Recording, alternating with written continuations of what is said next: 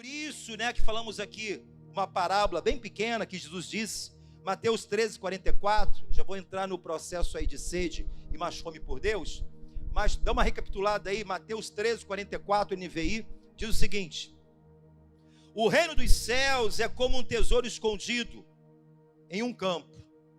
Certo homem, tendo encontrado, escondeu de novo.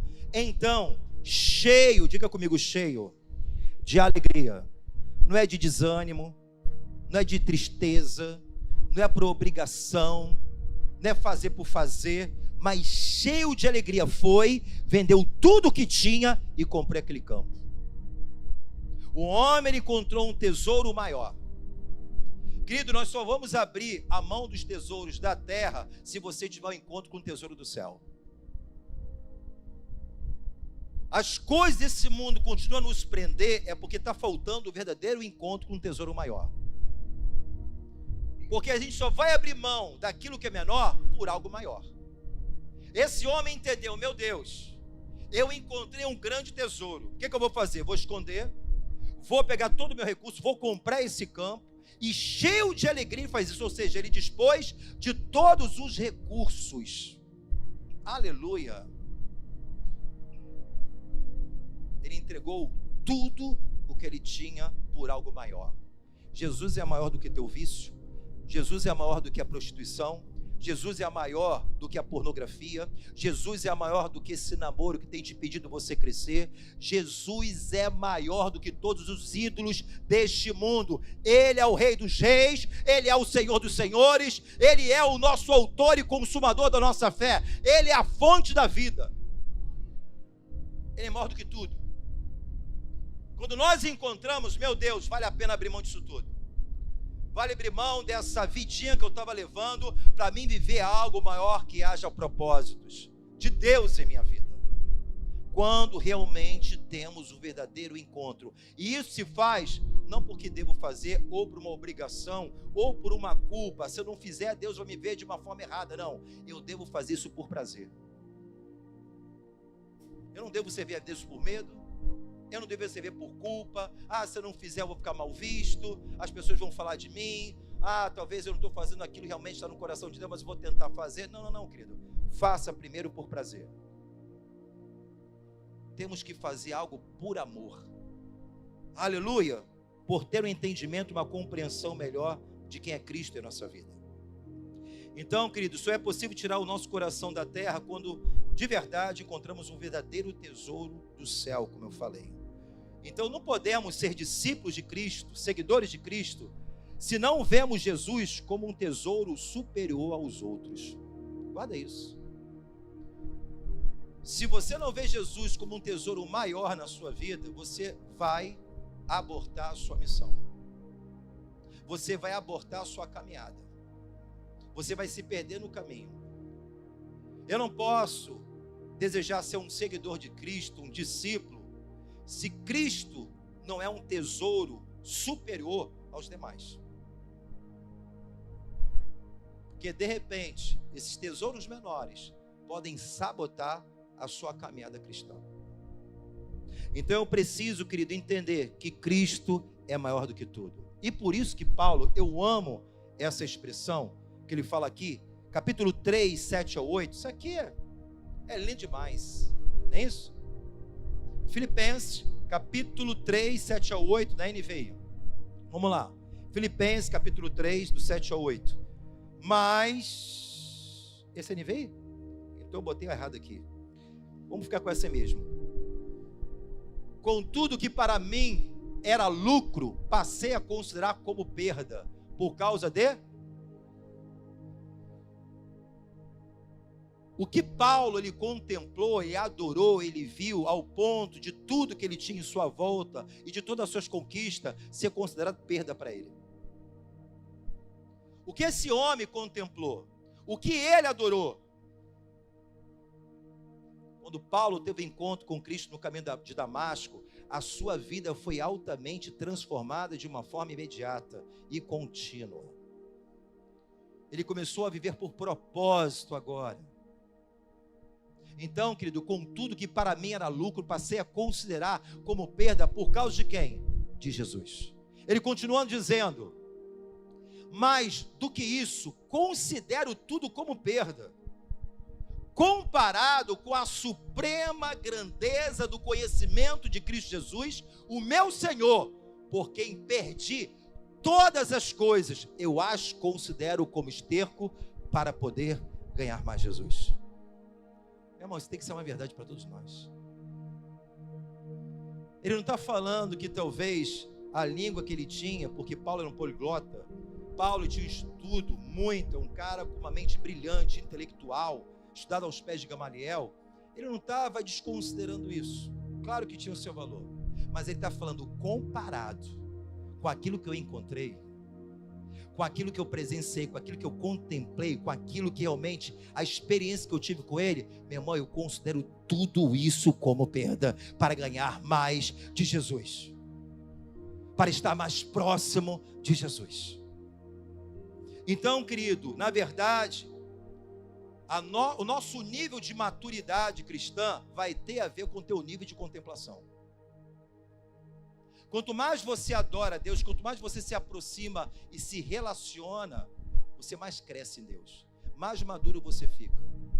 Não tem como pessoas ser maduras espiritualmente longe de Deus, longe desse lugar. As pessoas que se tornam verdadeiros adoradores de Cristo, ela cada dia nesse relacionamento, ela está crescendo em níveis de maturidade, porque cada dia nessa contemplação, ela está se tornando cada vez mais a imagem e semelhança de Cristo. Quantos estão pegando? Então não tem como. Muitos jovens, adolescentes estão aqui, nós amamos vocês.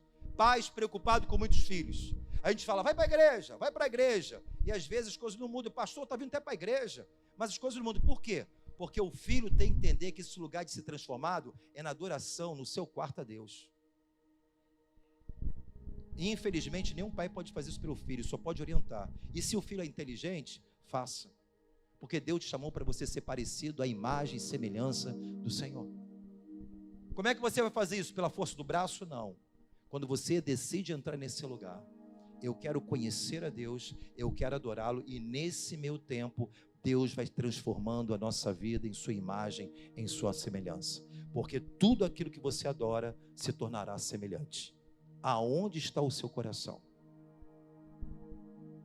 Se você ama o mundo, você se tornará parecido com ele. Se você ama Jesus, é com Jesus que você vai parecer. Então, querido, isso tudo tem a ver também o quê? Com o nosso, fala com o teu irmão, apetite. Amém? Jesus, ele busca uma noiva apaixonada, meu irmão. Jesus não veio buscar uma namoradinha na sua volta, ele vai buscar uma noiva compromissada. Uma noiva que ama de verdade.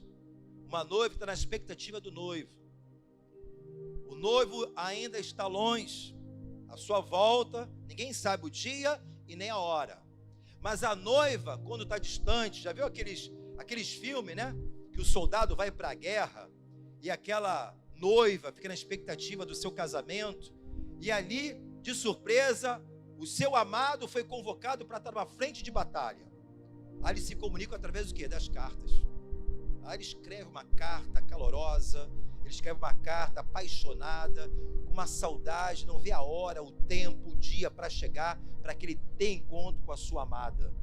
Agora a noiva, que ela é apaixonada pelo noivo, ela lê o quê? A carta do noivo. Como é que eu posso ser a noiva de Cristo apaixonada se nem a carta que ele descreve para mim me interessa? Então, querido, entenda bem, Jesus busca uma noiva que ama de verdade, tem prazer em desfrutar completamente da sua presença. No Salmo 37, verso 4, na NVI, fala, deleita-te no Senhor. A palavra deleitar significa desfrutar.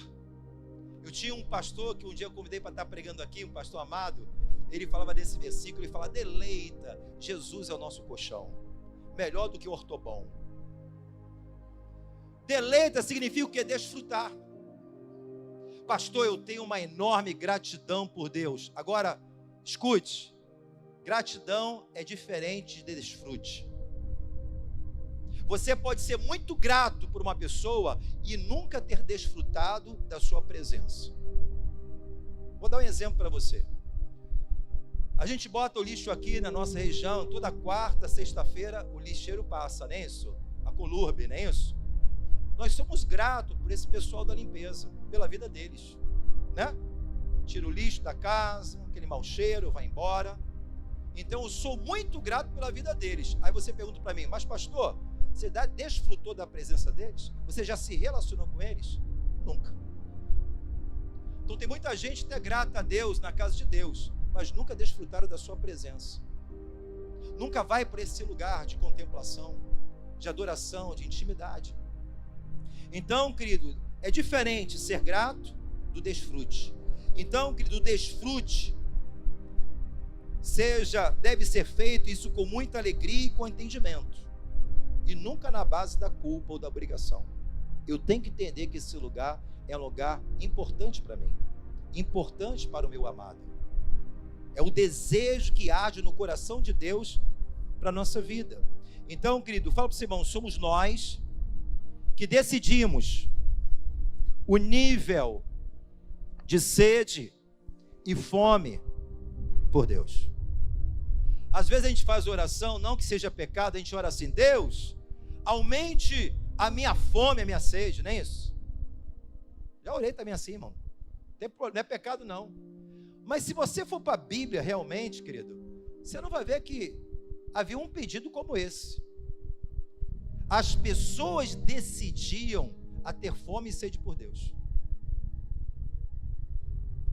Porque na verdade, querido, você ter fome e sede por alguma coisa, isso acontece com todos. Você sempre terá sede e fome por aquilo que te interessa, por aquilo que te dá prazer. Então, se Deus não te dá prazer, logo você não tem sede nem fome.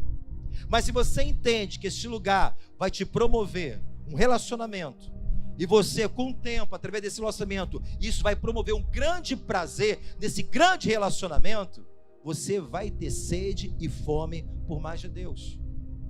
Porque, na verdade, todos nós fomos criados para adorá-lo. Só que, no tempo da ignorância, a gente tenta substituir Deus por outros ídolos da nossa vida. Nós nos prendemos em algumas coisas. O ser humano tem isso, de se apegar em alguma coisa. E Deus, Ele quer que você seja apegado a Ele. Então, querido, entenda bem. Somos nós que decidimos o nível de sede, de fome por Deus.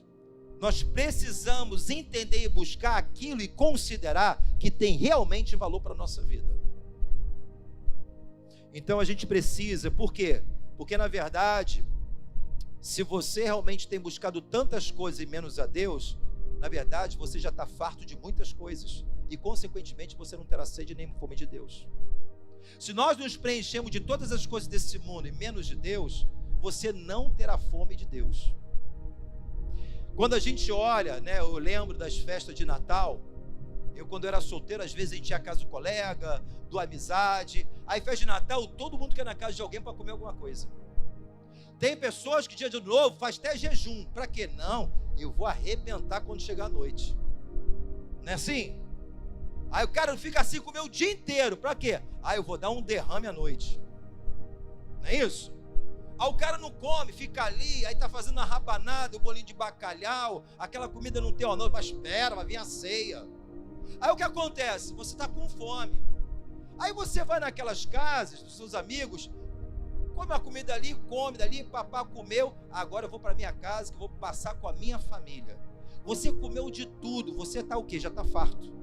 Quando você chega para cear com a sua família, a sua mãe, que preparou, meu irmão, um banquete para você, o doce que você gosta, aquele pernil, aquele chester, aquele bacalhau, minha irmã, ela fez conforme a tua vontade, o teu desejo.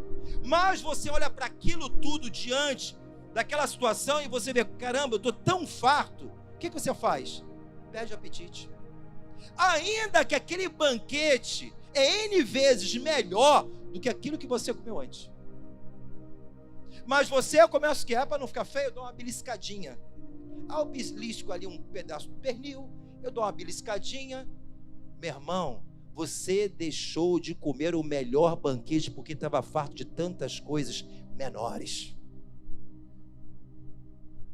Então, se a gente alimenta de tudo nessa vida, de série de Netflix, se alimenta de Big Brother, se alimenta de redes sociais, se alimenta passar em horas na internet, com certeza você não terá fome de Deus, porque você está cheio de tantas coisas, porém, menos de Deus. Não tem como ter apetite, não tem como ter fome, porque nós estamos fartos de muita coisa. Então, querido, há um provérbio muito legal, livro da sabedoria, capítulo 27, versículo 7, NVI, Provérbios 27, versículo 7, NVI, provérbio de Salomão. Olha que isso aqui é espetacular. Diz o seguinte: quem está satisfeito despreza até o mel. Eu gosto de melzinho, né, irmão? Melzinho na chupeta. Mel é bom, gostoso. Mas quem está satisfeito, eu desprezo até aquilo que é gostoso, o mel. Mas ele fala, mas para quem tem fome, até o amargo é doce. Uau! Quem tem fome, até o amargo é doce. Já pegou a palavra, você recebe aquela palavra, meu irmão, é amarga, hein? Meu irmão, Deus está puxando minha orelha. Mas você sabe que provém do Senhor, que te ama, que tem um cuidado, com um carinho por sua vida, que Ele derramou o seu sangue, que Ele tem vontade que você cresça em sua presença, até o amargo se torna doce. Isso aqui é para o meu bem.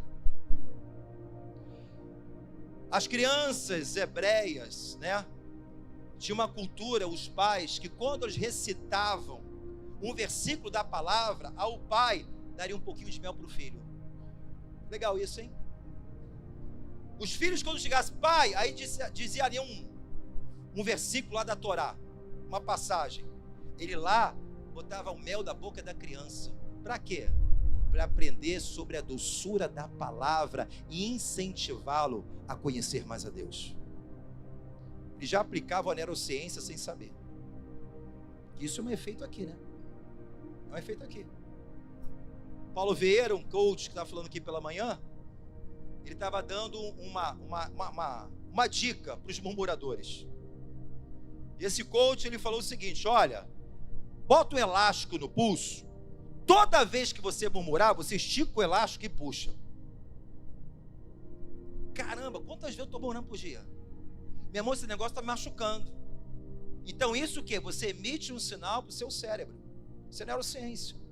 Então já naquela época, sem conhecer toda a ciência, a sabedoria de Deus, a direção que dava para os pais, exatamente essa. Ele falava uma palavra: filhinho, toma mel aqui na sua boca. Que coisa linda, né? Aí por isso que você vê aqui Salmo 119, 103, na NVI diz: quando uma pessoa está farta de muitas coisas, não. Aqui Salmo 119, 103. Como são doces para o meu paladar as tuas palavras, mais do que o mel para a minha boca. Aleluia. Palavra de Deus tem sabor de mel, tem sabor de mel. Então, querido, quando uma pessoa está farta de muitas coisas, consequentemente ela despreza aquilo que realmente tem valor. É isso que Salomão está falando aqui. Então desprezamos a palavra, as verdadeiras riquezas, a nossa comunhão com Deus, o nosso relacionamento. E essa palavra desprezar, que é citada em Provérbios 27, 7, né? Desprezará, significa, na verdade, esmagar, pisar, rejeitar. Então, na verdade, quando eu estou farto de tantas coisas, na verdade, eu desprezo, significa eu estou esmagando algo de bom para a minha vida. Eu estou pisando, rejeitando algo que realmente tem valor para a minha vida. Quantos estão pegando? E eu quero aqui demonstrar para você uma igreja que estava farta de tantas coisas, que na verdade, ela se achava autossuficiente, colocando seu coração nas coisas, nos bens, nas suas posses, ao ponto de não sentir falta mais de coisa alguma. Uma igreja que estava farta. A igreja de Laodiceia, segundo estudiosos, acreditam que é o retrato da igreja dos últimos dias, onde muitas pessoas estão se enchendo de muita coisa, ativismo, entretenimento, apaixonados por tantas coisas, fascinadas, uma igreja que está farta de tantas coisas, menos da presença.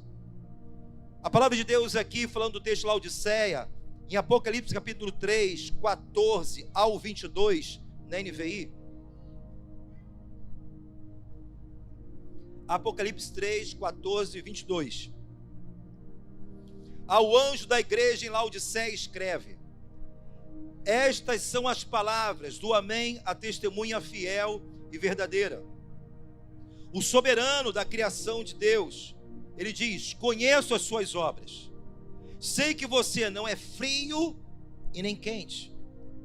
Quem é o frio? Aquela pessoa, meu irmão, que está no mundão, não teve um encontro com Deus, está perdida, tempo da ignorância.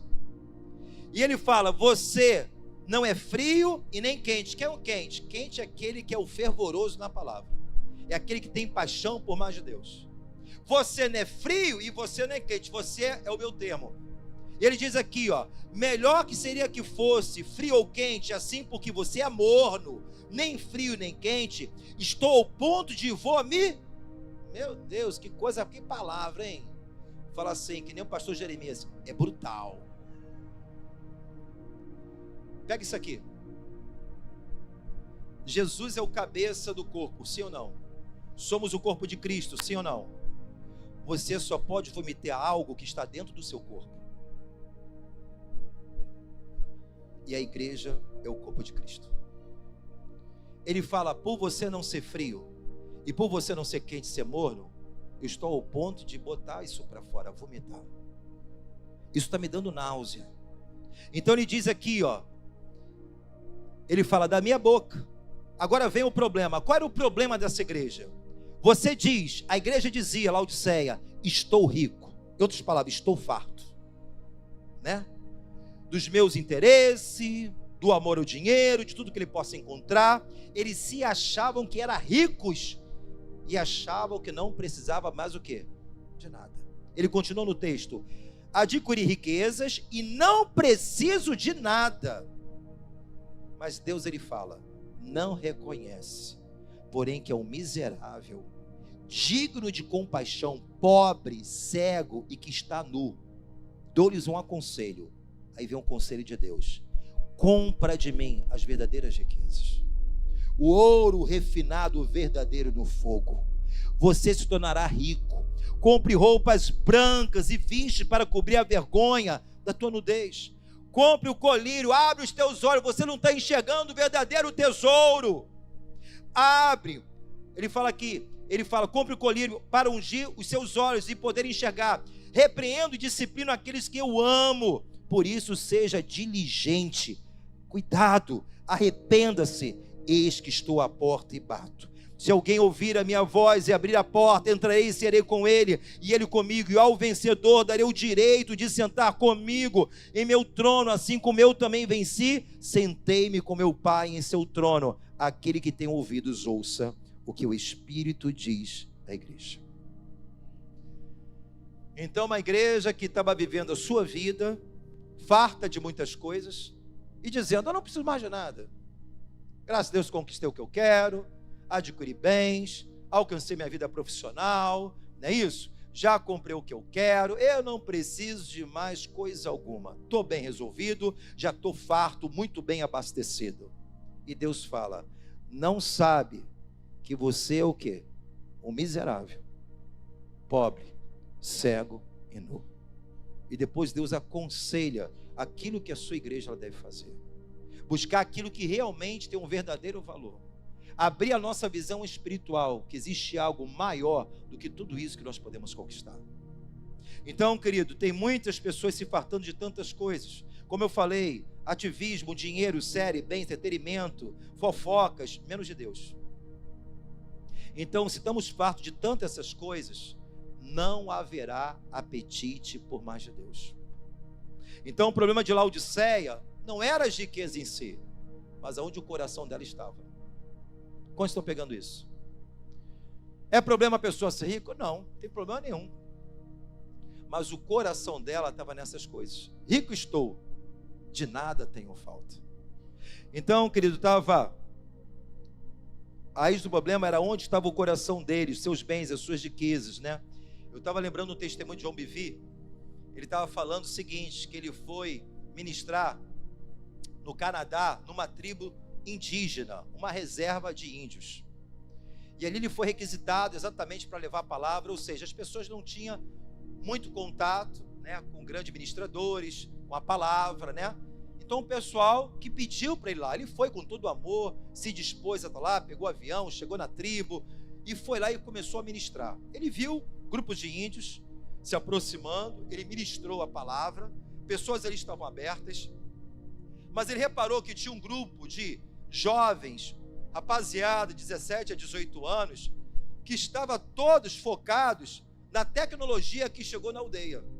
Estavam assistindo os jogos, né, dos basquete, dos famosos, e ele ficou com aquilo guardado no seu coração. Assim, dificilmente uma pessoa está aqui para ministrar, mas essas pessoas, esses índios, estão tão engodadas, fascinadas pelos seus ídolos, que estão deixando de receber o bom tesouro do céu, aquilo que realmente tem valor.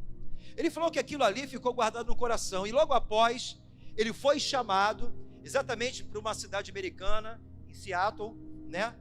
E naquele momento ele chega naquela cidade, ele participou de uma conferência de jovens. Meu irmão, tinha muitos jovens, mas ele falou que eram jovens famintos por Deus. Ele falou que pregou, ministrou, e os jovens, não, fica mais um pouco com a gente. Os jovens curiosos, perguntando, né, querendo saber mais sobre a palavra. Ele ficou até meia-noite. Ele falou que amou aquilo. Ele falou, aqueles jovens estavam famintos, aqueles jovens estavam sedentos. Ele ficou até a meia-noite ministrando, conversando, tirando dúvida, expondo a palavra. E detalhe, eles tinham mais fome e sede. Ele falou, não, fica mais tempo. Ele falou, não, já é meia-noite, tem que ir embora. Ele falou, faz o seguinte, a gente pode pagar o seu almoço? A gente paga o seu almoço, a gente fala mais da palavra de Deus.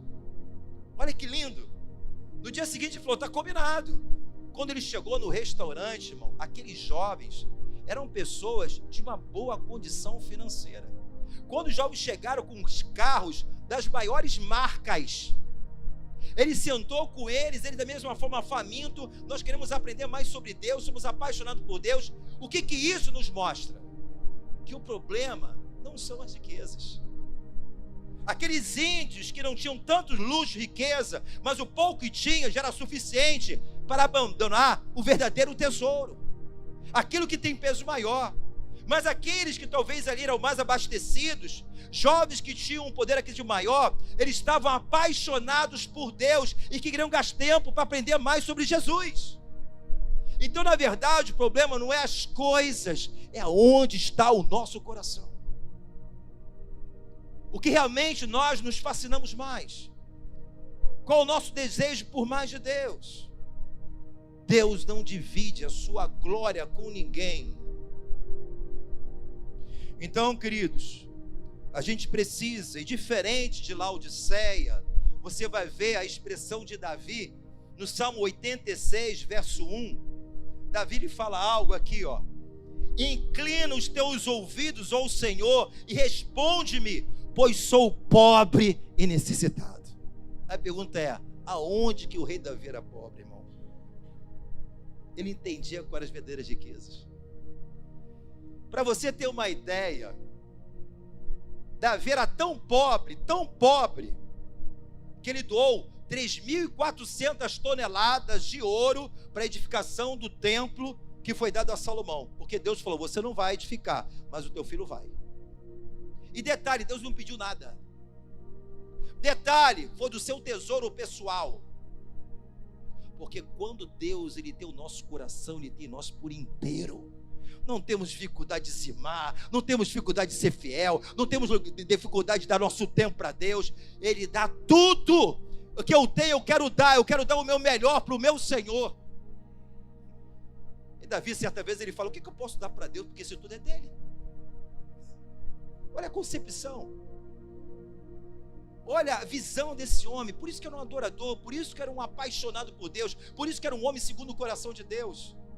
Quando ali na eira de Araúna, Davi tinha um desejo de oferecer sacrifícios ao Senhor, ele está num lugar ali, e a eira era de um homem chamado Araúna, e Davi fala, eu quero fazer um sacrifício, e Araúna fala, o seu rei, Você é o rei, cara. A gente chama você. Olha, essa ilha é tua. Se precisar de gado, de boi para sacrifício, eu vou te dar tudo. Ele falou: opa, peraí.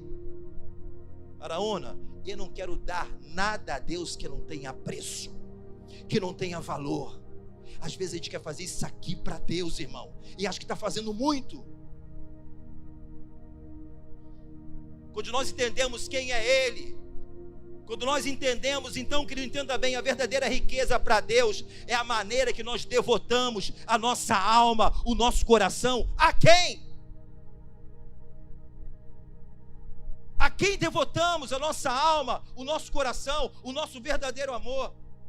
Porque ali está a verdadeira riqueza. Se Ele é o meu Senhor, se eu amo esse Deus, eu acho que a gente chega no nível, querido, de maturidade, quando a gente lê, eu estava orando a Deus, e Deus ministrando no meu coração, falando sobre as águas purificadoras, e eu falando: Deus, o meu desejo é levar toda a igreja a esse nível de intimidade. O Espírito Santo, Deus falando no meu coração: filho, como as águas purificadoras são estações na vida das pessoas. Tem pessoas que se contentam somente em molhar a ponta dos dedos. Tem outros que se contentam somente com as águas no tornozelo, no joelho, nos lombos. Mas tem outros que têm mais sede da minha presença. Isso tudo são níveis de relacionamento que a gente deve ter com o Senhor. Eu, quando conheci Jesus, no tempo da minha ignorância, não sabia quem era Deus. Sabia de um Deus que meu pai falava, Deus segundo meu pai, um Deus segundo minha mãe, o cara lá de cima. Não tinha conhecimento de nada de Jesus. Algo me atraiu, que eu falei para minha esposa: eu preciso fazer algo para Deus e não sei o que é. Pensa nisso. Você não conhece a palavra, não conhece nada. Eu falava para ela: eu tenho que fazer algo para Deus, não sei o que é. E não conhecia Jesus da forma que devia. Conheci Jesus, a palavra, comecei a meditar na palavra, comecei a entender algumas coisas. Ali começou uma relação. Uma sede, uma fome vai aumentando a cada dia de conhecer e se apaixonar por esse grande amor que Ele teve por minha vida. Conhecer nas experiências pessoais, conhecer Ele no secreto. Hoje, com certeza, o meu relacionamento está melhor do que o começo, porque são estações. Mas me permiti crescer nesse relacionamento. Eu me permiti, porque o nível de maturidade tem a ver com o seu relacionamento com Deus. Porque é lá que somos transformados. Você começa a experimentar, como nas águas profundas, ver situações e coisas que você nunca viu lá no início. Quem está molhando os dedos na beira das águas não conhece a imensidão, a beleza de um oceano, a maravilha que tem dentro de um oceano. Só quem mergulha, quem desce, vai ver coisas que nunca viram antes. Qual é o nível que nós desejamos? Porque Ele convida. Ezequiel vem. Ezequiel, vem mais. Ezequiel, vem mais. Mas às vezes a gente está farto de tantas coisas que esse nível aqui já está bom para Deus, já está bom para mim. Às vezes frequentar um culto 2 vezes na semana já é muito. Às vezes acordar cedo para estar numa escola, para ser capacitado, para se tornar um discípulo, meu irmão, isso é um desespero. Vem a preguiça, a acomodação. Como é que anda a sua vida espiritual? Querido, como conviver com pouco, sabendo que Deus Ele tem mais? Como se satisfazer com pouco, se Deus tem algo maior para nós? Como satisfazer com menos, se Ele tem mais? Fala para o seu irmão, a gente precisa se render. Então muitas coisas, às vezes ficamos presos, e muitas coisas tentam concorrer com essa presença. Por isso que Mateus, que eu li aqui 6, 19, 24, NVI, Mateus capítulo 6, 19 e 24. Não acumule para vocês tesouro na terra. Deus não está falando que você não possa ter coisas, entenda bem. onde a traça e ferrugem destrói, onde os ladrões roubam e furtam. Mas acumulem para vocês tesouro no céu, onde a traça e a ferrugem não destroem, onde os ladrões não arrombam e nem furtam. Pois onde tiver o seu tesouro, ali também estará o teu coração. Os olhos são a candeia do corpo. Se os teus olhos forem bons, todo o seu corpo será cheio de luz. Mas se os seus olhos forem maus, todo o seu corpo será cheio de trevas. Portanto, se a luz que está dentro de você são trevas, que tremendas trevas são! Ninguém pode servir a dois senhores, pois odiará um e amará o outro. É Jesus falando. Ou dedicará um e desprezará o outro.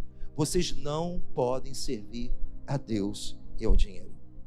Então, querido, quando nós olhamos, Jesus ele fala de uma passagem da parábola do semeador, em Marcos capítulo 4, 18 e 19, fala daquilo que concorre com a presença, que não é o diabo. O diabo não concorre com Deus. E você vai ver o que concorre.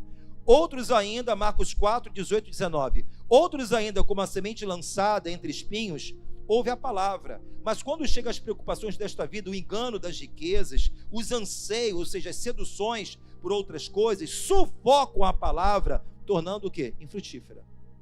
As pessoas não crescem exatamente porque as coisas desse mundo sufocam o crescimento, porque ela se permite. Aí eu só quero ter um encontro com Jesus quando eu estou afim. Você quer flertar com Jesus ou quer ser a noiva de Cristo? Noiva tem compromisso. Noiva tem paixão pelo noivo. Então, querido, o nosso apetite é o nosso que? Termômetro espiritual. Então, temos a tendência de sermos atraídos pelo belo. Nós aqui temos a tendência. Isso é algo do ser humano. Quem é que não gosta do belo carro? Quem é que não gosta de uma bela casa? Irmão, todos nós, sim ou não? Um belo, né? Um belo cabelo, as mulheres, a bela maquiagem, o belo corpo. Isso aí, ó, vai aprendendo, irmão. Quem gosta do belo? Todos nós. Não há nenhum problema. Agora, se Deus não for belo para você, você não será atraído por Ele. Porque nós somos atraídos pelo belo. Aquilo que nos fascina. Aquilo que nos faz gastar nosso tempo, recurso. Onde nós gastamos nosso tempo, temos o nosso foco. Se Cristo não for belo para nós, consequentemente não seremos atraídos por Ele. Aleluia! Então é isso aí, gente. Fala pro teu irmão, estamos animados, hein? Aleluia! Somos nós que decidimos o nível de sede, fome por Deus. Muitos pedem a Deus, aumente a minha sede. Mas na verdade todos nós temos fome e sede por alguma coisa. Amém? Nós precisamos. Deus, eu estou pedindo para Deus tirar sede e fome. Não passa isso não. Sede e fome é algo legal. Você só tem que redirecionar a sua sede e a sua fome, que talvez está no lugar errado. Queridos, Salmo 42, verso 1 ao 2, Salmos de Corá, NVI, Salmos 42, verso 1 ao 2, estamos terminando, hein? Como a corça anseia por águas correntes, olha só, ele faz uma comparação como a antílope, a corça, ela anseia por águas, ela suspira pelas águas, ela fala, minha alma anseia por ti, Deus. A minha alma tem sede de Deus, do Deus vivo. Quando poderei entrar para apresentar-me a Deus? Uau! É hora de você falar uau. Quando eu vou entrar e me apresentar ao Senhor? Eu tenho sede e fome, oh meu Deus do céu.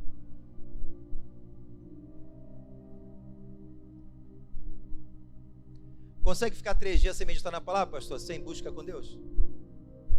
A gente tem crise, irmão. Ela vira até no giraia. Você consegue, irmão? Eu não consigo.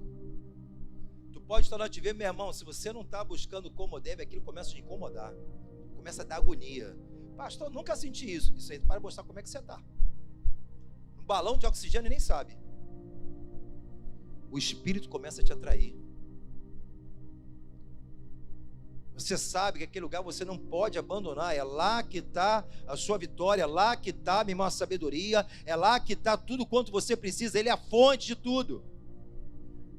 Sem Ele nada sou, sem nada posso fazer.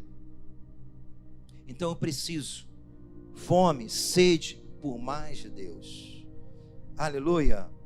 Então, querido, temos que avaliar melhor daquilo que nós estamos nos abastecendo, sim ou não? O que você está se abastecendo? Pastor, só taquinas.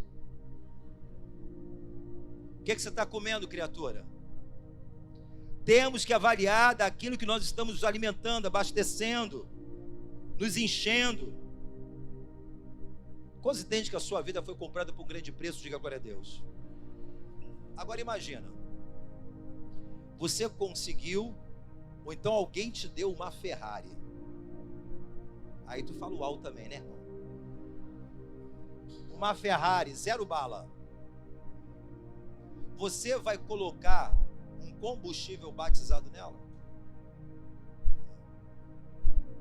Você vai botar um óleo reciclado? Isso vai perder a vida útil do motor. Isso com certeza vai comprometer a sua Ferrari. E isso não é uma atitude inteligente. Sim ou não? Da mesma forma, a nossa alimentação. Lá em casa agora tem um grupo dos fitness. Botaram uma disputa. Quem vai chegar à meta até o final do mês? É isso aí, tem uma disputa mesmo. 3 meses. Aí tiram foto de comida, tiram foto de balanço. Não aguento mais foto disso. Eu falei assim, eu quero foto agora vocês lendo Bíblia, orando, meditando na palavra. Isso aí. A minha meta é ficar no mesmo jeito que está. Eu não estou insatisfeito. Eu falo assim, eu vou manter o peso.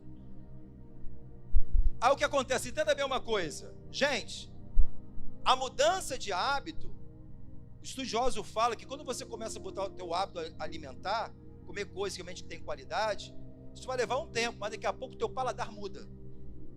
Sabia disso? Você começa a comer aquilo que era desagradável a princípio, e você começa a ter prazer naquela nova alimentação que tem uma qualidade melhor para a sua saída, gerando saúde. Estudiosos que falam, não sei ou não. Então vai mudando o nosso paladar, o sabor. As pessoas começam a ter prazer em coisas que anteriormente, meu Deus, tira isso daqui. Então tudo é uma questão que de hábito. Então se você não tem prazer nas coisas de Deus, Deus está te dando uma dica. Quando você começar a entrar nesse ambiente, quando você trocar muita coisa por aquilo que realmente tem valor e qualidade, que vai trazer, abastecer e te alimentar, porque na verdade eu e você somos templo do Espírito Santo, e não é qualquer coisa que a gente tem que colocar dentro. Nós fomos comprados por um alto preço e somos propriedade de Cristo Jesus, e daquilo que nós abastecemos vai trazer um efeito em nossa vida. Então nós temos que decidir, ao ponto de você se apaixonar tanto por essa verdade, que você já não consegue ficar mais 1 dia, 2 dias assim, meditando na palavra. Porque você mudou o quê? Seu paladar. Porque a palavra tem sabor de mel. Aleluia! Então, querido, o nosso nível de contemplação e relacionamento vai apontar para o nosso nível de maturidade espiritual. Se a gente está crescendo ou não. E Deus, Ele fala algo para a gente aqui muito legal, querido. Ele fala aqui em Isaías 55, versículo 1 ao 3, na NVI. Isaías 55, versículo 1 ao 3 diz, NVI, venham todos, fala assim, ó, tá chamando a gente, hein?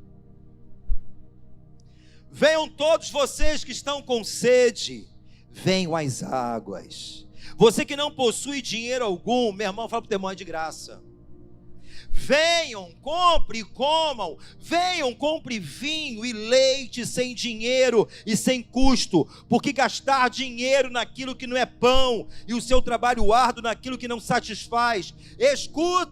Escutem-me novamente e comam o que é bom, e a alma de vocês se deliciará na mais fina refeição. Deem ouvidos e venham a mim, ouçam-me para que a sua alma viva. Farei uma aliança eterna com vocês e minha fidelidade prometida a Davi. Oh, meu Deus do céu. Uau! Deus está falando o quê? De uma aliança, irmão. Cara, eu quero uma aliança, venha comer, coma daquilo que tem valor, é de graça. Se alimente das mais finas refeições que eu tenho para vocês, dê ouvidos, Ele fala: venham, escutem, escutem. Então, querido, Deus na verdade não repreende por fome e não repreende a nossa sede nem o nosso apetite.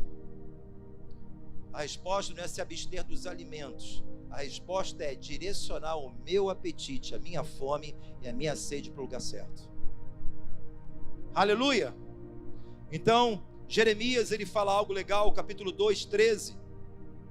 Prometo que eu estou acabando. Jeremias capítulo 2, versículo 13, a NVI diz: o meu povo cometeu 2 crimes. Eles me abandonaram.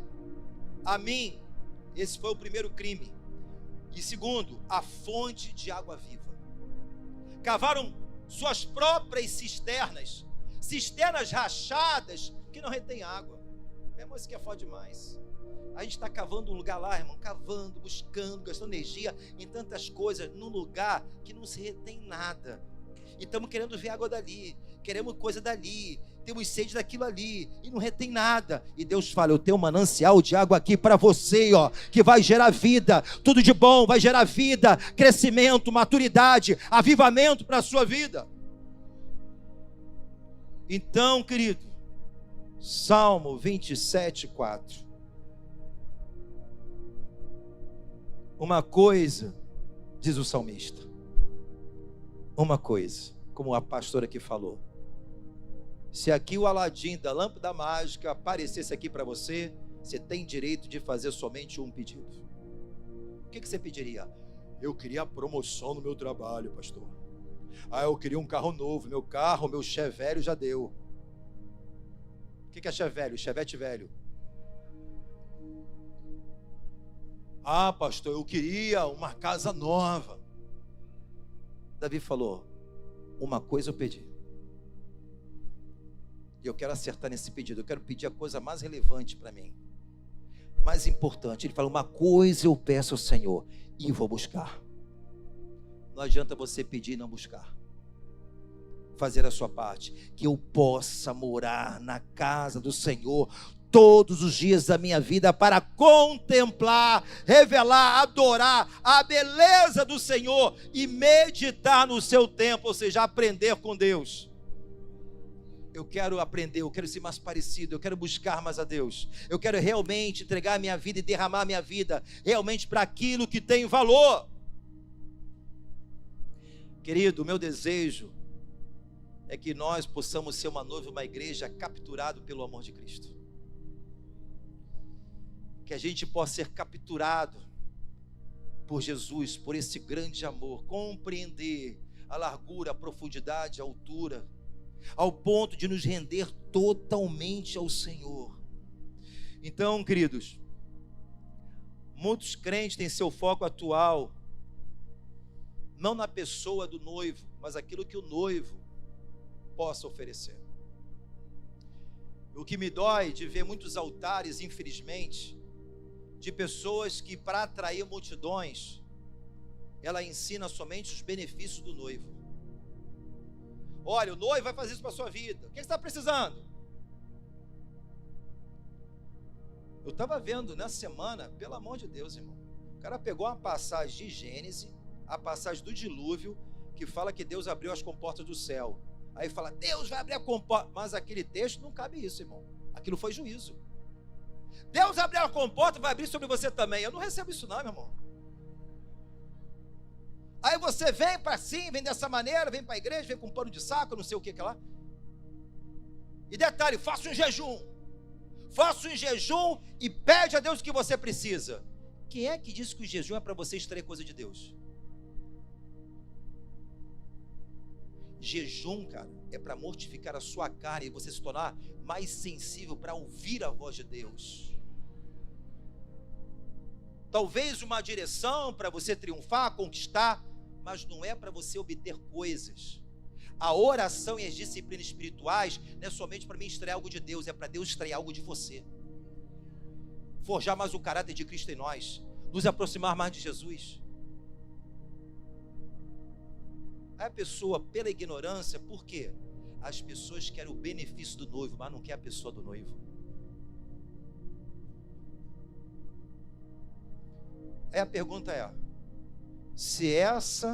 Meu irmão, se minha esposa não tem uma admiração pelo maridão que ela tem, se ela não me ver como belo, não é o do pagode não, irmão. Se ela não vê, pô, esse homem, eu falei para ela, minha filha, está em extinção. Cara, se ela não está comigo por uma admiração, seja qual for, se ela está do meu lado somente para os benefícios que eu possa promover, esse relacionamento, como disse a irmã ali, está fora. Gente, o que o altar está produzindo no povo? Apresentando somente os benefícios do noivo e não o noivo em contemplar e adorar e receber esse Deus de todo o seu coração. Você está formando uma noiva interesseira e o nome disso se chama prostituição. Aí, meu irmão, falar de submeter ao noivo, servir ao noivo, não, eu quero os benefícios. Quantos gostariam aqui, como casados, ter uma pessoa do seu lado somente por aquilo que você pode oferecer? Ou estar do seu lado por aquilo que realmente você é e ela admira? Por isso que João 4, 31 e 35, na NVI. João 4, 31 e 35. Querido, se nós somos capturados por esse amor, você pode ter certeza, a nossa vida será por inteira, sem reserva para Cristo. Teremos mais fome e sede por Deus, por aquilo que importa para Deus, porque Jesus disse. Quando a gente está nesse lugar, meu irmão, o sentimento dele começa a ser o nosso sentimento, o seu valor começa a ser valor para nós. João 4, 31, 35, ele vem e fala, disse Jesus, a minha comida é fazer a vontade daquele que me enviou e concluir a sua obra. Que essa vai ser a nossa paixão. Quando Jesus ele entra, qual é o teu propósito de vida? A minha comida, a minha vida é exatamente para fazer a minha sede, a minha fome, é fazer a vontade daquele que me enviou para concluir a sua obra. Aí Jesus ele fala, vocês não dizem que daqui a 4 meses haverá colheita? E Jesus eu digo, mas eu digo a vocês, abre os olhos e veja os campos, eles estão maduros para a colheita. Jesus está chamando a sua igreja para viver propósitos maiores, para sermos discípulos de Cristo, apaixonados por Deus e por almas, para cumprir o ide, faça um discípulo em todas as nações, batizando em nome do Pai, do Filho e do Espírito Santo, ajudando, ensinando a guardar todas as coisas a qual vos ensinei. Fazer a vontade de Deus, esse é o propósito maior na sua vida, querido. Essa tem que ser a nossa fome, a sede por mais de Deus. E por isso quero fechar novamente um versículo que eu já li, mas eu amo tanto que eu quero ler de novo. Filipenses 3, 7 e 8. Filipenses capítulo 3, 7 e 8. Fica de pé, igreja, em nome de Jesus.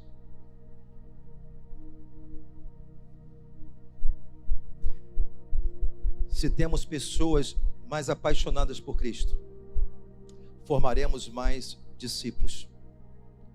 Se temos pessoas que realmente amam a Deus de todo o coração, ao ponto de entender que a sua fome, a sua sede é agradar e fazer a vontade de Deus, teremos mais casas abertas para alcançar mais pessoas para Jesus.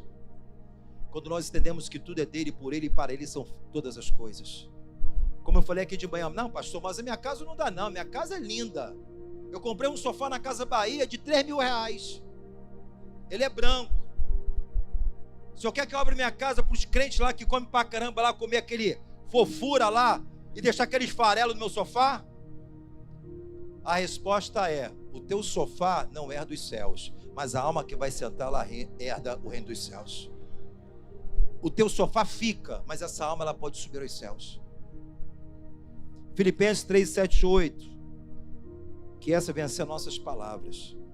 O que para mim era lucro, passei a considerar perda por causa de Cristo. Mais do que isso, considero tudo como perda comparado com a suprema grandeza do conhecimento revelado de Cristo, o meu Senhor, por cuja causa eu abri mão de todas as coisas e as considero como esterco para poder ganhar mais Jesus. Qual é a nossa fome? Qual é a nossa sede? Aleluia.